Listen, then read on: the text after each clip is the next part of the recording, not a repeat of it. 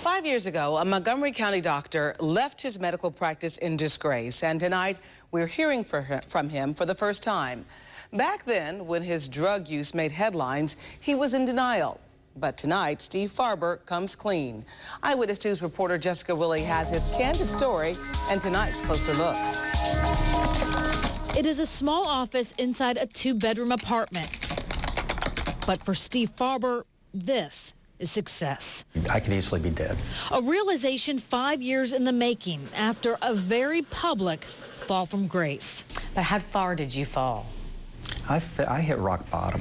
New tonight, a local doctor's physician's license suspended. That was February of 2007. Farber's medical license had just been suspended indefinitely. Very suddenly, in the blink of an eye, my career was over. His world was unraveling. I was a closet addict. He had been exposed. I led a double life, a secret double life.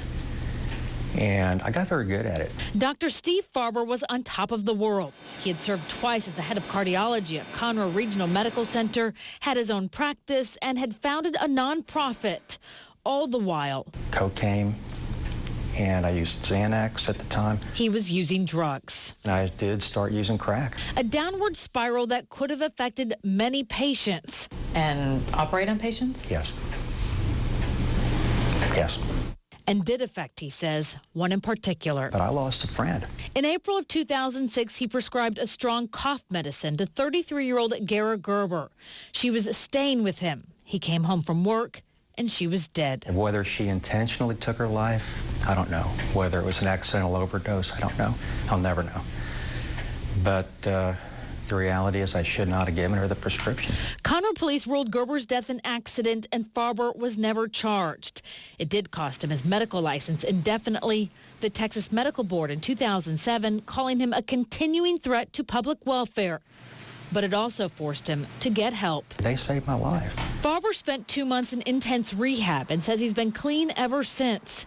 He also wrote a candid book. We are as sick as our secrets. He hopes will not only help other addicts, but also raise awareness of prescription drug abuse.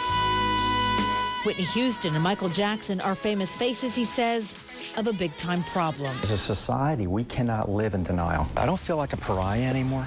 Today, Farber says his life is back on track. He is now deciding whether to appeal to the medical board to be able to see patients again. It's something that, it's not my identity anymore. From a luxurious house in the Woodlands to a small apartment in Spring, just being here is success, Farber says, far more satisfying. I feel that my life has turned around, and I've been given a second chance to live to be the person I want to live, and I want to take advantage of that. Jessica Willey, 13 Eyewitness News. Farber settled a civil lawsuit out of court with Gara Gerber's family. He told Jessica that he hopes one day they will forgive him. In response, her sister told us that as a Christian, she is taught to forgive, but that does not mean she and her family will ever forget. You can read her entire statement on abc13.com. Farber's medical license has been reinstated, but restricted to an administrative capacity.